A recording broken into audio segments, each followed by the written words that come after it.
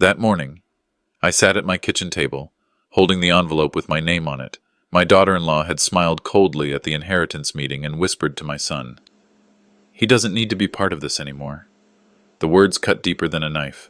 My own blood sat silent while she tried to erase me from the life I built. But inside that envelope, my late wife left me a warning and a weapon. She told me not to let them push me aside, and when they came to throw me into a nursing home, they had no idea what I was ready to reveal. Follow my story until the end, and tell me in the comments what city you're watching from, so I know how far my voice has reached. The chair beside me felt unbearably empty.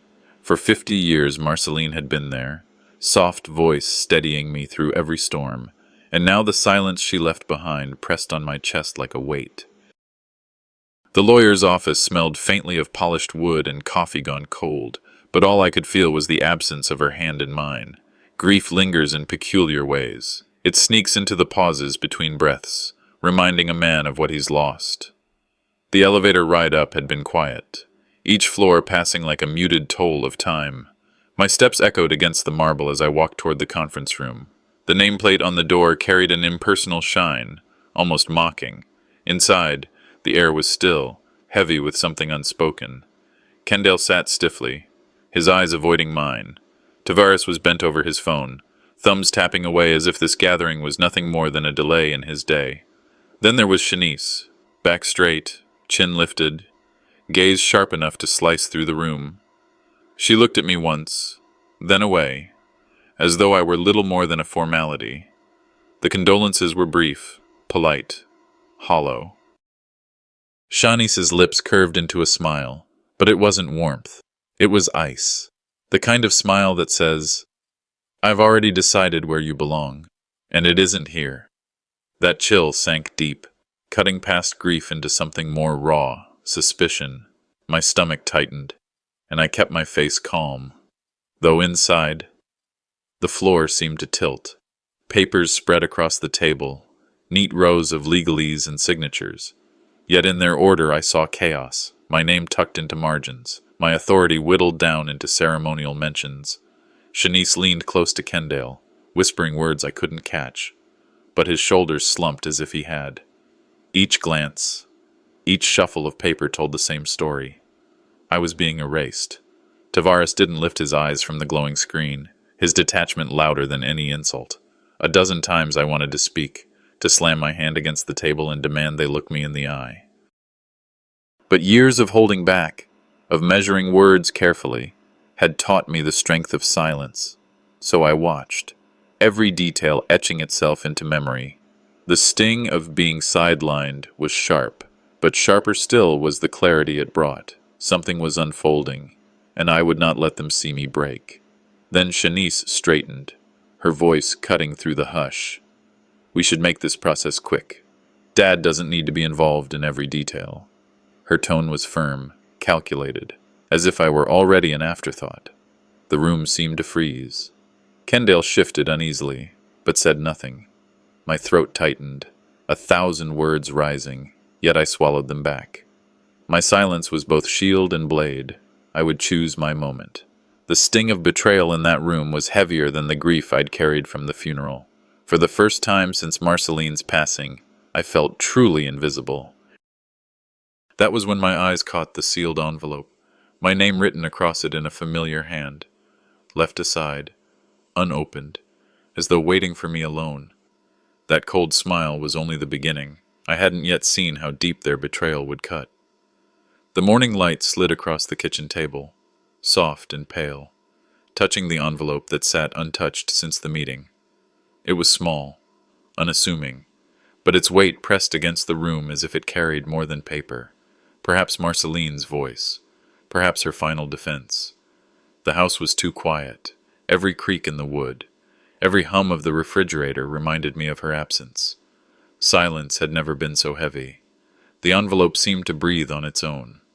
I traced the outline of my name written in Marceline's careful hand. A part of me longed to tear it open, to hear from her once more. Another part feared that what lay inside would confirm what I already sensed, that I was being pushed to the margins of my own family. My hands trembled slightly, not from age alone, but from the unknown. As the sunlight shifted, My mind wandered back to her voice. "Don't let them push you aside," she had said. One evening when illness had already begun to dim her eyes, she had always known how to see through people, to catch the ambition behind a polite smile. Remembering that moment, I closed my eyes. Her words felt like a hand on my shoulder, a steadying touch I still craved. The ache of missing her mixed with the strength she had left behind. Finally, I slid my finger under the seal. The sound of the paper tearing filled the kitchen like thunder. Inside, folded with care, was a handwritten note. The ink carried her curves and loops, familiar as the rhythm of her breath. My heart tightened as I read, "Lemrick, if you're holding this, then I'm gone. I need you to be cautious. Kendale is torn. But Shanice, her ambition runs deep. She will not stop at money alone. Be watchful. Don't let them erase you from what we built." The words bled into me like fire and comfort at once. She had feared exactly what I feared. This was not paranoia. It was her warning. The paper shook between my fingers as I read further. "If they talk of sending you away, don't let them. That is how they will silence you." My chest tightened. A nursing home. The idea chilled me more than the autumn air leaking through the window. It wasn't just about inheritance. It was about my very place in this family, about whether I would be treated as a man who mattered or a burden to be hidden. Memories of visits to nursing homes in the past rushed forward, quiet halls, forgotten faces, men who stared at doorways waiting for children who never came. The fear was real. It clawed at me with sharp certainty. Marceline had known. She had seen the storm long before I recognized its shape. For a long while, I just sat there, her words circling in my mind, pressing me toward action. I could no longer remain silent. They thought I was too old, too tired to fight back. But Marceline's note was a spark, reminding me of the strength she always insisted I still had. Just as resolve began to harden in my chest, the shrill ring of the phone cut through the stillness. The sound startled me, pulling me from her letter. I reached for it slowly, dread rising when the screen lit up with Shanice's name. Her timing felt unnatural, almost as if she knew exactly what I was reading. For a moment, I hesitated. The letter was still warm in my hand, her warning clear. The phone vibrated insistently. At last, I pressed the button, lifting it to my ear. Her voice came sharp and direct, with no trace of softness. "We need to meet again," she said, each word crisp. "There are things you don't understand about the estate." The kitchen seemed to shrink around me, walls pressing closer. I gripped the phone tighter, Marceline's words echoing in my ears like a final plea. This was no coincidence. It was the beginning of the trap she had warned me about. The drive to Orenthal's office felt heavier than it should have. The city rolled past, cars weaving in and out, but none of it registered. The letter in my pocket pressed against my chest like a stone. Every word Marceline had written haunted me. She had warned me, and now each step forward carried the weight of her caution. Walking into that office felt like walking into a trap she had seen long before I did. The receptionist gave me a polite smile, one that barely touched her eyes, then gestured toward the conference room. My hand lingered on the doorknob a second longer than it should have, reluctant. Inside, the air was colder than I remembered yesterday. Shanice stood near the head of the table, her posture crisp, lips curled into the kind of smile that belonged in photographs, not in a family meeting. Kendale sat a step behind her, shoulders stiff, gaze fixed somewhere on the floor as though even the rug was more deserving of his attention than I was. "Mr. Lemrick," Shanice greeted, sweet as sugar. "We're glad you could come." The "we" stung more than it should have. My son didn't look at me, didn't offer a hand, didn't even murmur hello. His silence was an answer in itself. I pulled the chair out, the scrape of wood against tile cutting through the quiet. I said nothing, but Marceline's words whispered in my mind.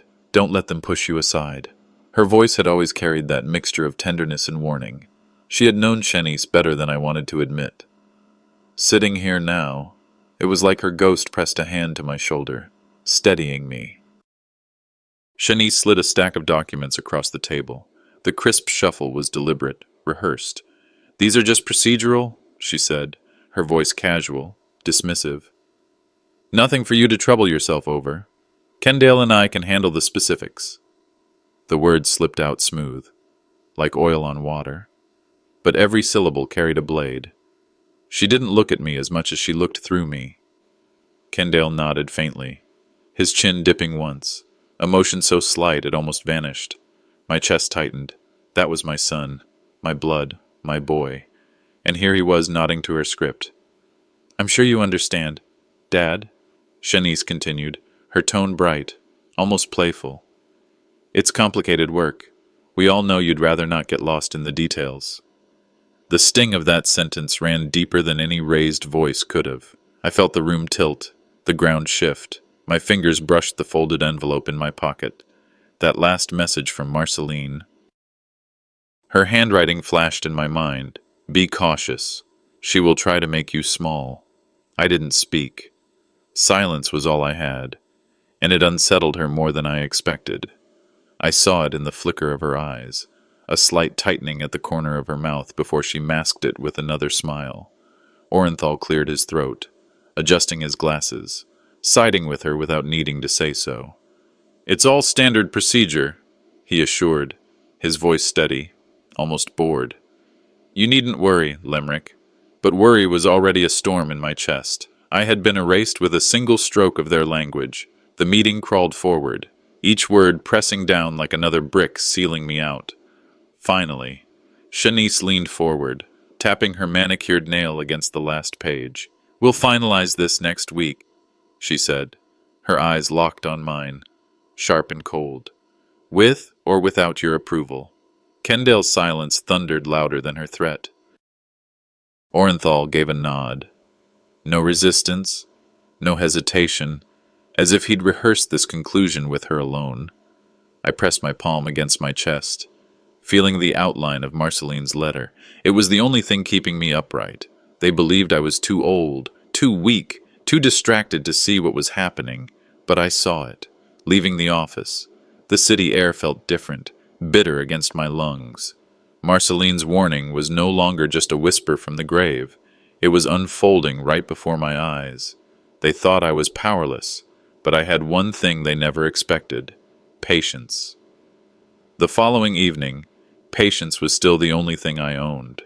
Their words from the office rang inside my ribs, but they wouldn't set the rhythm in my house. I set 2 glasses of water on the coffee table, straightened Marceline's photo on the mantel, and opened the door before they could knock. If there was going to be a performance, I'd control the stage. Shanice arrived first, heels clicking, perfume sharp. The smile she wore had the same chill as the conference room. Kendale trailed behind, hands in his pockets like a boy caught skipping church. He glanced at the floorboards. Not at me. I waved them in and sat where Marceline and I used to sit on Sunday afternoons. We appreciate you hosting, Shanice said, sliding onto the couch. We just want what's best for everyone. What's best, I answered, starts with respect. Silence thinned the room. From the corner of my eye, a faint light blinked where her hand rested near her purse. She adjusted a bracelet, or so she wanted me to think. The phone face was angled just so. I'm fine standing, Kendale muttered, hovering by the doorway. We won't take long, Shanice went on, voice sugared. It's just... Recent events have shown how stressful all these details can be for you. We're concerned. Her eyes slid to the photo of Marceline. You're concerned about me, I said, or about finishing something without me. She let out a tiny laugh. Lemrick, you can't manage yourself, let alone this estate. The words were wrapped in pity, but the hardness underneath cut clean. A second later, the phone light brightened, then softened again. She wasn't just insulting me. She was recording my reaction. I looked at Kendall. Son? His throat worked. Nobody's attacking you, he said to the doorframe. Maybe we should handle paperwork so you don't have to worry. Paperwork. The same word he used when he first signed his name in crayon on Father's Day cards. He had always been careful about lines. Now he was careful about the ones that would push me aside. I'm not worried, I said, keeping my voice even. I'm paying attention. Shanice angled the purse a little more toward me. Your health comes first. Stress can be dangerous at your age. If you'd consider a short-term care arrangement just until the estate is settled, we could avoid unfortunate mistakes. There it was, polished like a sales pitch, the nursing home, dressed up as kindness. The phone's eye watched for a tremor or a raised voice. I folded my hands and let stillness do the talking. You said you wanted what's best for everyone, I told her. Everyone includes me. Of course, she replied, syrup thickening. But decisions require focus, documents, deadlines. We can't have delays. Her fingers traced the purse zipper. People are counting on us. People? I asked. Kendall cleared his throat again. Mom would want this to go smoothly, he offered, finally glancing up. Your mother, I said, wanted fairness. She said so. Shanice's mouth tilted. Fairness includes acknowledging limits. You forget things. You repeat yourself. It happens. What exactly do you need from me tonight? I asked. Nothing major, Shanice said. Just a few acknowledgments so we can proceed, if you prefer. We can bring the papers tomorrow. No need to strain. She lifted the purse a fraction, then set it back down. I won't be signing anything tonight, I said. A beat. The phone light dimmed, brightened. Is that because you don't understand the documents? She asked, almost tender. It's because I do. Kendall shifted his weight. Dad, come on. We're trying to help. Bills pile up. The market changes. Waiting hurts everyone. Everyone, I repeated. I hear you. Shanice leaned forward. We'll return with the attorney. He'll explain what needs to happen. It's standard. The smile sharpened. With or without your approval.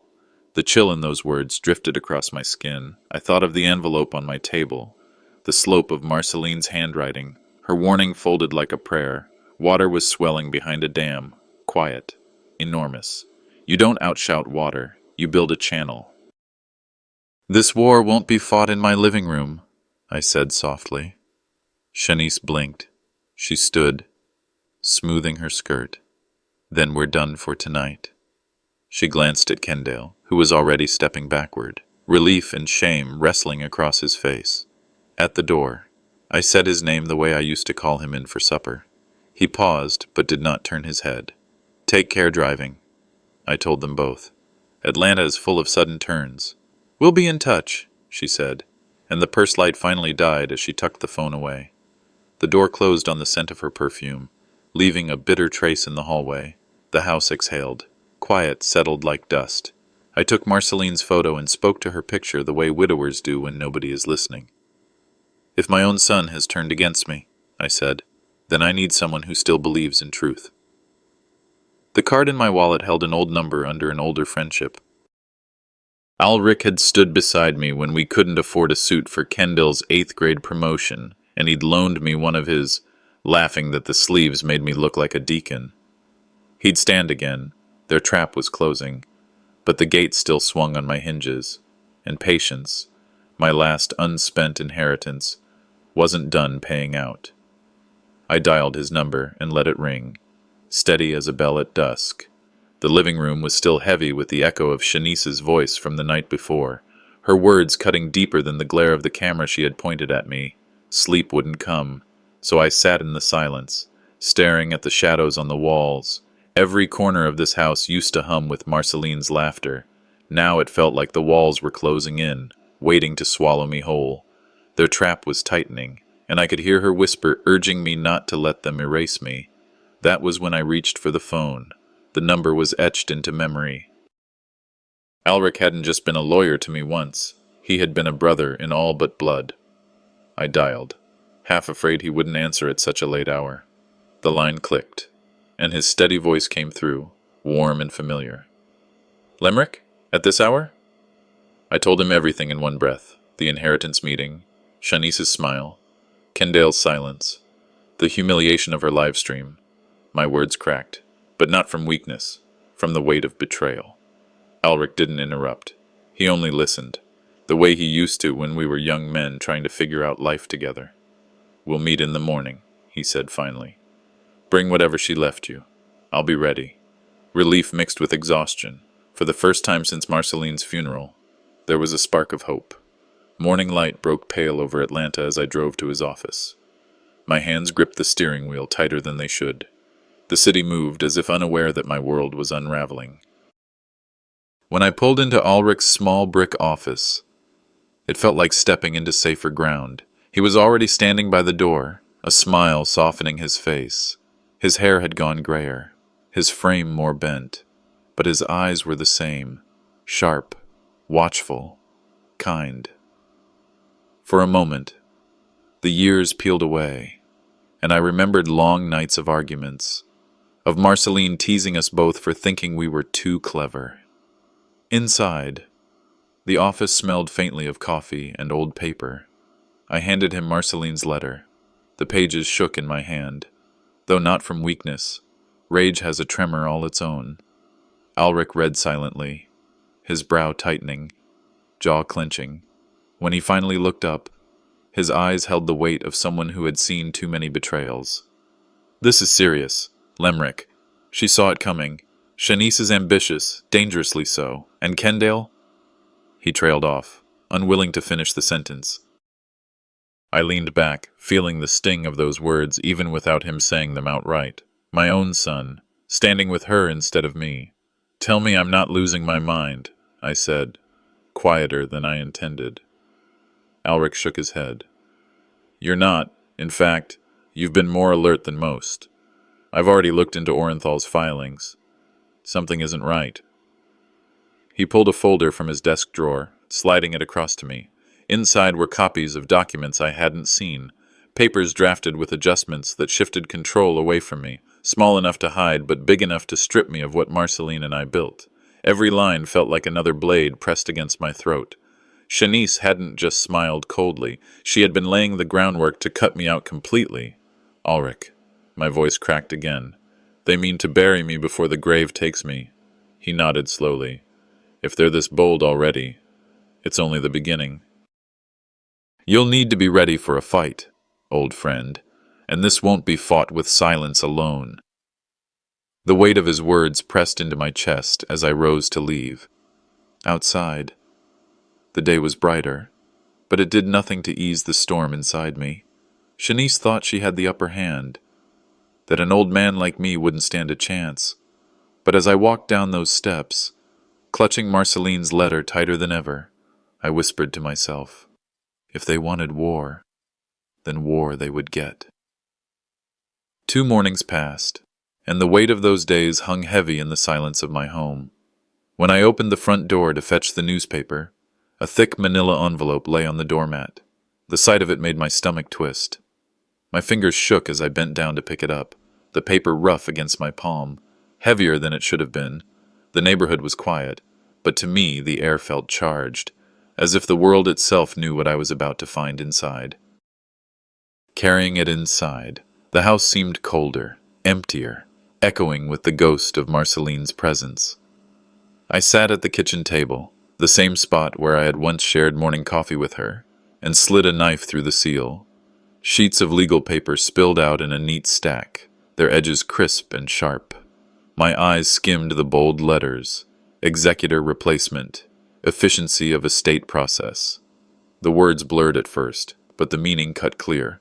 I was being pushed aside, each clause wrapped in polite legal jargon, but beneath it ran one intention: remove me from any real control. The language was cold, professional, but the fingerprints of Shanice and Orenthal were everywhere. Phrases like family harmony and streamlined resolution masked what it truly meant. Kendale's name appeared prominently, marked as responsible heir. Mine was buried in footnotes, reduced to a ceremonial role with no authority. I felt the blood drain from my face. My family name, my years of sacrifice, my place in Marceline's memory, reduced to a line item. A wave of heat rose through my chest, but I forced myself to stay calm. This wasn't a mistake. It was a trap. They wanted me to sign, to quietly erase myself from my own life. My hands trembled again, not from age, but from anger. I folded the stack carefully, slid it back into the envelope, and grabbed my coat. There was only one man I could trust with this, Alric. The drive across Atlanta was a blur. My grip tightened on the steering wheel, the city lights smearing through the windshield. When I stepped into Alric's office, the scent of old leather and law books met me like an anchor. He stood from behind his desk, his frame older, his hair grayer than I remembered, but the steadiness in his eyes was the same as when we were young. "Sit down, Lemrick," he said, his voice calm, grounding. I spread the papers across his desk, the pages fanning out like evidence in a trial. "They're trying to erase me, Alric," I muttered, my throat dry. He didn't rush. He leaned forward, adjusting his glasses, scanning each line with the patience of a surgeon. Silence stretched between us, broken only by the scratch of his pen underlining passages. At last, he looked up, his brow furrowed. "They hid it well," he said softly. "But it's here. Assets redirected, authority transferred. And this," he tapped the page with his finger, "a clause about assisted care. They're laying groundwork to move you out of your own home." The words struck like a hammer. My chest tightened, as though the air had been punched from my lungs. It wasn't just about property or money. They wanted my dignity, my independence, me. Alric leaned back, folding his hands. His voice carried the weight of warning. "If you sign these papers, Lemrick, you vanish, legally and financially. It will be as if you never existed in this process." For a long moment, I sat frozen. Then my hand went to my pocket, fingers brushing the worn edge of Marceline's letter. Her words echoed in my mind. "Don't let them push you aside." I closed my eyes, steadying my breath. No, I would not vanish. As I gathered the papers back into the envelope, anger simmered beneath the calm. They thought ink could erase me, but fire burned deeper than any ink. For the first time, the full picture sharpened. Shanice, Kendale, Orenthal, they weren't just after the house or the accounts. They were after me. The slam of the front door rattled the walls, and in came Shanice as if she owned the place. Her heels clicked hard against the wood floor, each step sharp and deliberate. The morning air that had been calm only seconds earlier turned heavy, pressing down like a storm cloud. Alric's warning from just days ago echoed in memory. They would push, harder and louder, until every inch of ground was stolen. "Don't you ever lock this place?" she barked, tossing her purse on the chair by the door.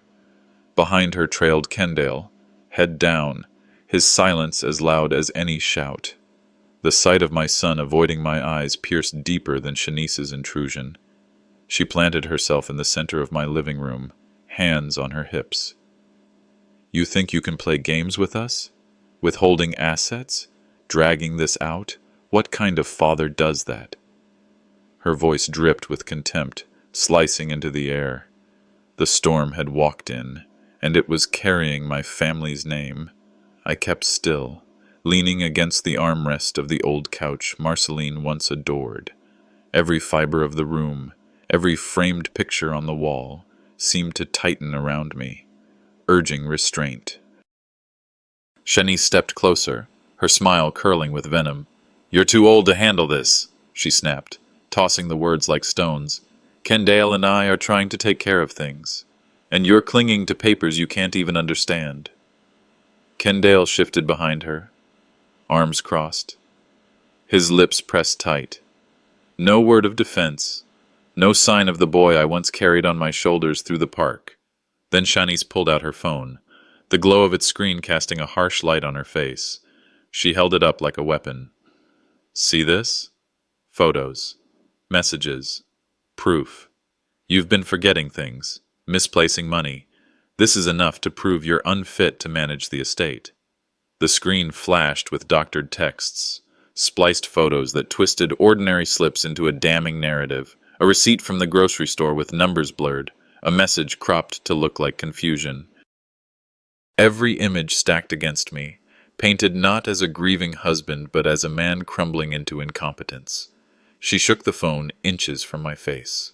"With this, I can file for guardianship. Do you understand what that means? You won't even be able to sign for your own prescriptions." For a moment, the silence in the room screamed louder than her voice. My heart pounded, but not with fear, anger mixed with clarity. This was the battle Marceline had warned about. This was the ambition she had feared. In the corner, Tavares sat with his headphones looped around his neck, eyes glued to the floor. The grandson I once taught to ride a bike, whose laughter once filled these same walls, now wouldn't even look at me. His silence weighed heavier than Shanice's threats. The storm raged, but inside me, something steadied. A calm resolve. I straightened in my chair. "This house," I said quietly, "still carries Marceline's breath. And I won't let it go. Not for you. Not for anyone." The words hung in the air, low but firm. Shanice's smirk faltered for a split second, then hardened again. She shoved her phone back into her purse. "Then I'll take this to court. By the time I'm done, you won't even own the chair you're sitting on." Her voice rang like a gavel, final and cruel. Kendale stood beside her, arms still folded, eyes still down, not one word for his father. I turned my gaze to Tavares, silently begging for a flicker of recognition, of memory, of blood. He looked away, his silence sharper than any insult. The storm left me with more than noise. It left me with truth. It wasn't just Shanice's voice that hurt me. It was the silence of my own blood. The air inside Ulrich's office felt cooler than outside, but my shirt still clung to my back. I walked in with Marceline's letter folded flat in my wallet, like a hand on my shoulder. Ulrich nodded from behind the walnut desk. Across from him, Shanice crossed her legs, a smile already waiting. Kendale stood near the window, pretending interest in traffic below. Tavares slouched into a chair, headphones around his neck. "We're here to finish this," Shanice said. Ulrich gestured for me to sit. "We'll hear everyone. Let's keep it orderly." Shanice slid a folder over. "He's been hiding assets," she said. "You'll see. It's all in here." Orenthal arrived a beat late with cologne and confidence, dropping his briefcase. "Afternoon," he said. Then to Ulrich. "We're prepared to present new information showing Mr. Lemrick is no longer fit to administer the estate." Kendale watched the window. He had Marceline's shoulders in my jaw, and both looked borrowed. "What information?" I asked. Shanice tapped the folder. "Transfers, lapses, confusion, missed dates. He's sentimental, not stable." She smoothed her skirt once. "This is about efficiency and keeping the family from harm." My voice stayed level. "Show me what you've got." She opened the folder like a curtain. Copies of account summaries. A chart with arrows. A notarized note. Orenthal narrated, tapping with his pen. He used words that sounded official but thin. "Here," he said, tapping a page. "Mr. Lemrick initiated a transfer and abandoned the process. That led to a penalty. I canceled the transfer because the fee was predatory. The bank admitted it." "Do you have proof?" Shanice asked, smiling. "I will," I said. Her smile widened. "You always will, Dad." Ulrich cut in. "Let's stay with what can be verified today." Shanice reached into her bag and pulled out another stack. Her nails clicked against the paper.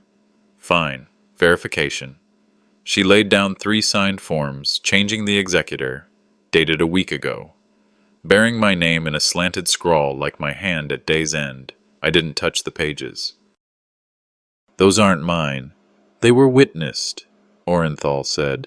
"Notary included." "By whom?" Ulrich asked. "An associate," he replied too quickly. Silence flattened the room air. Tavares shifted. The headphones creaked. Ulrich raised one sheet to the light. "The signature's consistent, but the baseline wanders, and this witness stamp, it's a photocopy, not an original. I'll reserve judgment, but I have concerns." Shanice laughed once, a small burst that didn't reach her eyes. "Always concerns when it favors him," Kendale spoke, soft. "Let's not make this ugly." "It turned ugly when you let them push those papers," I said. "Son, I raised you to read the whole page. not just the headline. Color rose in his neck. He glanced at Shanice, then at me, then away. "Regardless," Shanice said, collecting herself, "we have enough to petition the court for temporary control. He forgets dates. He misplaces checks. We can't risk everything because he's grieving." My jaw tightened. Fighting in their theater would hand them the script. I met Ulrich's eyes. He gave the smallest nod. "Present your proof," I said. She slid a phone across the desk. Photos of envelopes on my counter. Screenshots clipped so tight the sentences bled at the edges. In one, my reply read, "Let's talk later." But the follow-up was missing. A collage of shadows arranged to make me look lost. "Guardianship is an option," Orenthal added, mild as milk. "It's also extreme," Ulrich said, "and based on selective evidence." The room seemed to shrink. Outside, Atlanta shimmered. "Where did you get those photos?" I asked. "You left the curtains open," Shanice said. Anger rose and passed. "You want me out of the way," I said. "Not for the estate, for control." She shrugged. "Call it what you like." Ulrich folded his hands. "We'll file a formal objection. We'll request the original notarizations and witness logs, and discovery on these images." "Do what you need to," Shanice said. "We're still filing." Then the door opened wide. Eudora stepped in. Church shoes and neat gray bun. "Sorry to barge in," she said, steady. "But I heard there was a meeting." Ulrich stood. "Mrs. Eudora, you're welcome." Shanice's expression flickered. "What is she doing here?" Eudora set her purse down and clasped her hands. "I live next door, thin walls and open windows. The other afternoon I was watering my basil when you stood on your porch and told your friend you'd deal with the old man by proving he couldn't keep track of his own mail. Said you had a notary who wouldn't look too close. You laughed." "Hearsay," Orenthal said. Eudora opened her phone. "I don't think so." She scrolled, then lifted it higher. "I record memos for the church committee. That day I forgot to turn it off." Shanice shot to her feet. "This is outrageous." "Sit," Ulrich said, voice low and final. Eudora's thumb hovered above the screen. The room held its breath. The phone was heavy. I turned to Kendale. "Son, how far will you let her drag you?" His mouth worked, but no sound came. Tavares's headphones slid to his collar. He looked at me for the first time, and I saw the boy who used to fall asleep on my chest after backyard football. No one moved. Even the air stayed still, as if the building itself waited to hear what would come out of that small speaker. Eudora pressed play. The recording started, and Shanice's voice filled the room, sharp and dripping with arrogance. Everyone in Ulrich's office froze, their attention locked on the little device in Eudora's hands. Each word rolled out like a blade. "He's an old fool, easy to push aside." Shanice's voice sneered from the recording. My chest tightened. Hearing those words spoken aloud was one thing, but hearing them again, captured in stone, carved into truth, it was unbearable. She wasn't hiding anymore. She was boasting. Then her voice struck deeper. "Kendale knows it's better if I handle the old man. He doesn't have the backbone for this, but at least he doesn't stand in my way." The room grew colder. My hands shook, not from anger, but from the sting of silence. Kendale's silence. In that recording, my son hadn't defended me, not once. He hadn't said, "That's my father." He had just let her talk. I turned to look at him now. His face had drained of color. His lips trembled as if he might say something, but nothing came. His eyes flickered toward me, then dropped to the floor, too heavy with shame to meet mine. That silence hurt worse than Shanice's voice. Shanice reached over and grabbed his arm, trying to steady him like a leash on a dog. "Don't let them twist this," she hissed at him. But Kendale's collapse was plain for all to see. His shoulders slumped, his breath shallow, his shame clinging to him like a second skin. Orenthal cleared his throat, leaning forward. "This recording, let's be honest, It's taken out of context. In a court, it's inadmissible. Anyone with a phone can cut and stitch words to make them sound incriminating. Shanice seized the opening, snapping. Exactly. This is edited. You all know how people twist things for drama. My words were never meant the way they sound. Her voice cracked at the edges, though her composure, that polished mask she always wore, was slipping. Alric raised an eyebrow, calm but sharp. Then you shouldn't mind if we play the rest. The room went still. Shanice stiffened. Her smirk faltered for the first time since all of this began. Her jaw tightened, but her eyes betrayed her. They darted, searching for a way out, a place to run. Before Alric could press play again, a voice broke the silence. Tavares. The boy finally looked up from the corner, his phone forgotten.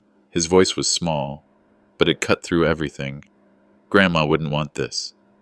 It hit me harder than any of Shanice's insults. For weeks he had been a ghost in these meetings, hidden behind screens and silence. Now, his words carried the weight of Marceline's spirit. Shanice shot him a glare, but he didn't flinch. He lowered his head again, but the damage was done. His conscience had cracked open. My heart twisted between pain and pride. Marceline's memory was waking something in him. Alric leaned forward, steady and deliberate. Then let's continue, he said softly, but his words landed like a hammer. Let's play all of it. Every eye turned back to Eudora. Shanice's hands balled into fists. Fear flashed across her face, raw and unguarded. Her smirk was gone. For the first time, Shanice looked afraid. Alric pressed play again, and the silence in the room was heavy enough to crush every breath. My hand gripped the armrest of the chair as if Marceline herself were holding me steady. I braced for whatever poison Shanice had left on that recording. Her voice came through sharp, laced with arrogance. Her passing was a blessing, she sneered. Now the house, the accounts. It's finally ours. The words stabbed deeper than any knife. My chest burned, rage and grief colliding inside me. Across the table, Tavares gasped, his headphones slipping from his neck. For once, his eyes locked on mine, wide with horror. Kendale, my own son, buried his face in his hands as if the shame might smother him. The office buzzed with tension. Orenthal shifted uncomfortably, his legal mask beginning to crumble. Alric stayed still, his eyes fixed on Shanice like a hunter watching prey. Memories of Marceline rushed in, the way she hummed while folding laundry, the way she touched my shoulder when I doubted myself. To hear her death reduced to a blessing twisted my insides. My wife, the mother of my children, dismissed as an opportunity. You heartless. The words nearly escaped my mouth, but I clenched them back, my jaw tight enough to ache. This was no time for reckless fury. Shanice wanted me unhinged, desperate. Instead, I stared at her, unblinking. Kendale's muffled voice broke the silence. I can't believe I let this happen. His words trembled, spilling like a man cracking under his own guilt. He lifted his head, eyes red, and looked at me. For a second, I saw my boy again, the boy who once clutched my hand at his first Little League game, terrified of striking out. Now, he was a man hollowed by poor choices, chained to a woman's schemes. Shanice noticed his hesitation. Her hand clamped down on his arm. "Don't you dare waver now," she hissed. "We've come too far." Kendale yanked his arm free, his voice erupting with a force I hadn't heard in years. "You dragged me into this. You made me betray my own father." The room went still, save for Shanice's sharp inhale. Her composure cracked, her lips tightening as if she had been slapped. Orenthal leaned forward, trying to calm the storm. "Let's not lose control here. We can—" But he couldn't contain it. The dam had broken. Kendale pounded his fist on the table. "No more." Her eyes narrowed, voice shrill with desperation. "You think he'll forgive you? You think this old man will forget the years you ignored him?" Each insult slid off me now. Her words carried no power anymore, not when her mask was finally slipping. From the corner, Tavares stood, his young voice trembling. "Grandpa." He swallowed hard, tears filling his eyes. "I'm sorry. I should have said something sooner." Grandma wouldn't want this. The sound of his apology cracked something in me. For the first time since Marceline's death, hope flickered. The boy still had a conscience. Maybe all was not lost. Shanice spun toward him, fury blazing. Don't you dare take his side! But Tavares held his ground, shoulders straightening. I know enough. I know you're wrong. For a moment, silence wrapped around us again. The tables were turning. Shanice's scream shattered it. This isn't over. Ulrich leaned back, calm as a man who had already won the battle. It's already over. Next, we take this to court. Shanice's eyes widened, fear flickering across her face where arrogance once lived. Her hands trembled as she gathered her papers, though she tried to hide it. And as I watched her falter, I knew. For the first time, she looked like the one on trial. The courthouse felt colder than I imagined. The walls loomed tall, the wooden benches lined with strangers who seemed to carry the same heavy silence I did. When I walked in, Shanice already sat with her lawyer, Orenthal, whispering sharply into Kendale's ear. My son wouldn't look at me. He just nodded, eyes down, like a man chained by his own choices. The bailiff called us to order, and the weight of the judge's presence settled across the room. My heart thumped steady, but my mind was clear. Ulrich leaned toward me, whispering, "Stay steady. Truth has its own power." Orenthal began with smooth words that dripped like oil on water. He painted me as too old, too broken by grief, a man unable to tell the difference between memories and reality. Mr. Lemrick is 70, widowed, grieving. His emotional state compromises his judgment, he told the court. For the sake of the family and their assets, control must pass to more capable hands. Shanice lifted her chin, smug as though the gavel had already fallen in her favor. Kendale shifted uneasily, but his silence betrayed him once again. Every word cut deep, but I held my tongue. Anger simmered inside, yet I remembered Marceline's voice. Don't let them push you aside. Then came Shanice's testimony. She stood with false poise, her voice sharp and clear. He forgets conversations. He repeats stories. He's unstable. Just last week, he accused me of plotting against him, when all we've tried to do is help. Her lies wrapped themselves in just enough truth to sting. The judge leaned forward, studying me with doubt. My fists curled under the table, but I kept my eyes calm. Ulrich rose slowly, his voice steady, like the ground beneath my feet. Your Honor, here are Mr. Lemrick's financial records from the past 2 years. Every bill paid, every account in order, not a mistake. He laid Marceline's handwritten letter before the court. This woman trusted her husband's wisdom, and her words carry more weight than insinuations. Hope flickered in me as the judge's expression shifted, but the storm hadn't passed. Then, out of nowhere, Tavares stood. My grandson, silent, detached for so long, finally lifted his head. His voice trembled at first, but each word grew stronger. I can't let her lie anymore, he said. The room froze. Shanice's eyes widened. Grandma wouldn't want this. I heard Shanice laughing about how easy it was to make Dad go along. I stayed quiet. I was ashamed. But it's true. She mocked Grandpa. She mocked Grandma's death. A gasp rippled through the courtroom. Kendale's face collapsed, his hand covering his mouth as though shame itself had reached up to choke him. Shani slammed her palm against the table, hissing, "You traitor!" The judge pounded the gavel. Order! His eyes, sharp and deliberate, turned to Shanice. This testimony changes everything. I let out a long breath, the first real breath of hope I'd felt in months. Justice was closer than I'd dared believe. But I knew Shanice well enough. She still had a card hidden up her sleeve. For the first time, justice felt close enough to touch. But Shanice still had one last card to play. The courthouse felt heavier that morning, though the sunlight streaming through the tall windows carried a strange kind of promise. Tavares' words from the day before still echoed inside me, each syllable like a drumbeat reminding me that truth had found its first foothold. Shanice sat across the aisle, her chin raised high, but I could see the cracks. her glare darting between me, Tavares, and Kendale. Orenthal shuffled papers with the air of a man who knew he was running out of ground. My hand rested over my pocket, where Marceline's letter lay folded, steadying me like a silent prayer. The judge called for closing evidence. Shanice stood abruptly, her heels clicking on the polished floor like strikes of defiance. She held up a folder, her smile sharp as glass. "Your Honor," she said, her voice dripping with false sincerity. "We've uncovered additional documents proving Lemrick signed away responsibility months ago. His own signature, his own consent." She laid the papers down, sliding them toward the bench with a triumphant flourish. Gasps murmured through the courtroom.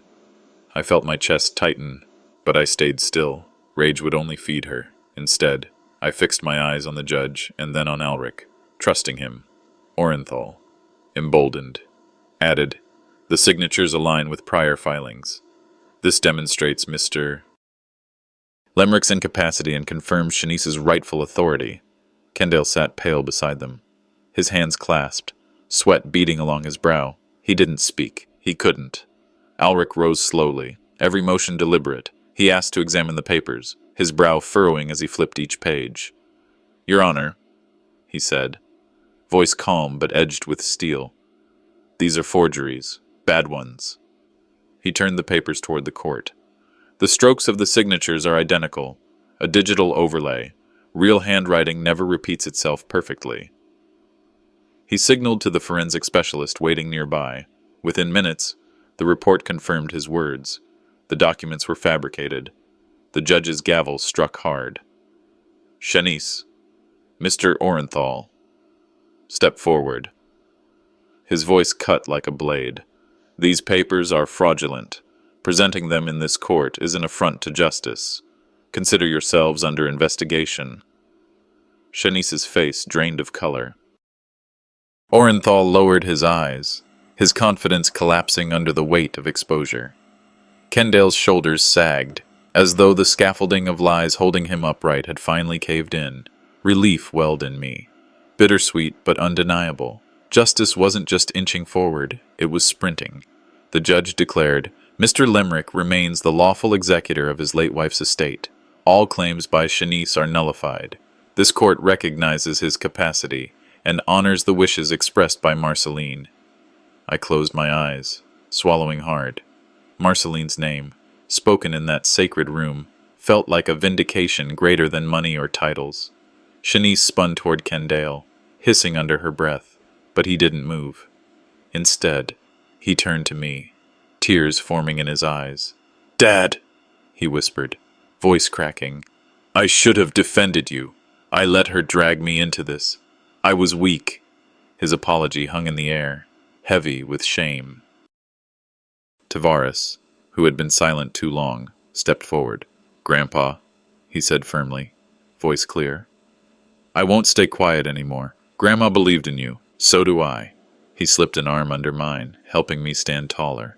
In that moment, the weight pressing on my shoulders felt lighter, carried not just by me but by the boy I had feared I'd lost. As the courtroom emptied, I spoke aloud, not only to the judge or the jury, but to everyone present. Wealth means nothing if it poisons the blood that should bind us. A family's true legacy is not in houses or accounts. It's in the love and honor we choose to carry forward. The silence afterward wasn't empty. It was respectful, filled with something cleaner than victory. It was truth settling into place. That evening, I returned home. The house no longer felt like a battlefield, but like a sanctuary reclaimed. On the mantel, I placed Marceline's framed photo upright. Her eyes in that picture still sparkled with kindness. "Justice is done, my love," I whispered. "Our legacy is safe." The golden light of sunset fell across the room, warming the quiet. I sat back in my chair, Tavares beside me, and allowed peace to wash over the fractures. Shanice and Orenthal had fallen into disgrace. Kendale wrestled with his guilt, but perhaps there was still a path for him. As for me, I had survived betrayal. Not by fighting louder, but by standing firm. The story was never about the money.